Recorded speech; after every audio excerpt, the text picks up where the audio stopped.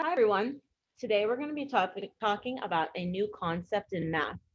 That concept is rounding. What is rounding? Hopefully, you've heard this term in the past. Rounding is used when the exact number is not needed. Rounding makes the number easier to understand and work with. There are two different strategies that we're going to talk about today to help you to round numbers.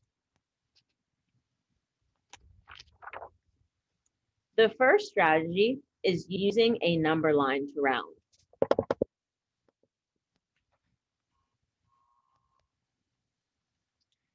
For example, if I wanted to round 438 to the nearest hundred, here's a list of steps that you could take.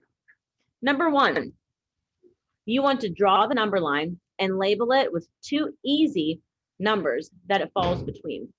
So since I'm rounding the number 438 here to the nearest hundred, I'm focusing on this place value. So as you can see over here, I've drawn my number line and I've labeled it. I've taken the number 438, and if I round down to the nearest hundred, I would round to 400. If I want to round up to the next easy hundred, it would be 500. So I would start by labeling those two places on my number line. Next, I will label the halfway point. So I know the halfway between 400 and 500 is 450. So I would mark that here also. Third, I will plot the number you are rounding. So I go back to my question, which was rounding 438. So I think to myself, where would 438 be on this number line? I know 438 is bigger than 400, but it is smaller than 450. So I'm going to estimate that it's about right here. So I plot a point and I label it 438. Lastly, I think, is it closer to 400 or 500? Well, I see 438 is way closer to 400 than if I have to travel the whole way up here to 500. So I would round down. 438 is rounded to 400. Another strategy that you could use is a fun little poem. For this question, we're responsible for rounding 1,237 to the nearest hundred. So I start by right here writing my number in black. Here's the poem. I'm going to read it to you first, and then I'll go through and show you how to use it. Find your place, look next door. 5 or more, add 1 more. 4 or less, give it a rest. Number 1, find your place.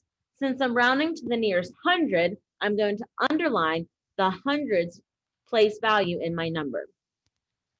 Then I look next door. So I draw an arrow to my friend to the right. This is the number that's going to tell us what to do. It's going to drive our decision. If it's 5 or more, I add 1 more to my underlined number. But 3 is not 5 or more. So I'm going to look back down to my next step. 4 or less, give it a rest. Since 3 is less than 4, my number that I underline is going to rest. The numbers in front stay the same.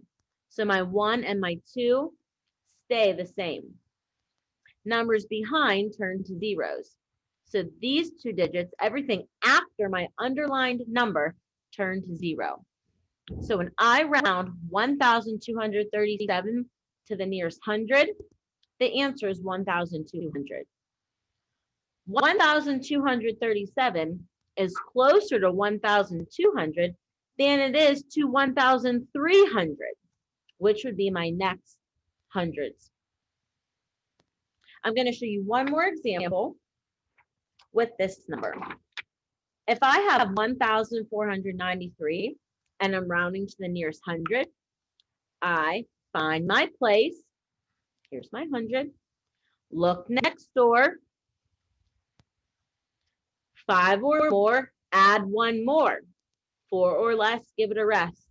Since 9 is 5 or more, When I say add one more, it means I'm adding to the number I've underlined. If I add one more to 4, that becomes a 5. And if you look back at your anchor chart, numbers in front stay the same. So I can't forget about my thousands place. He's just sitting there minding his own business. Everything else turns to zeros. So this is an example of rounding up. So 1,493 is closer to 1,500 than it is to 1,400.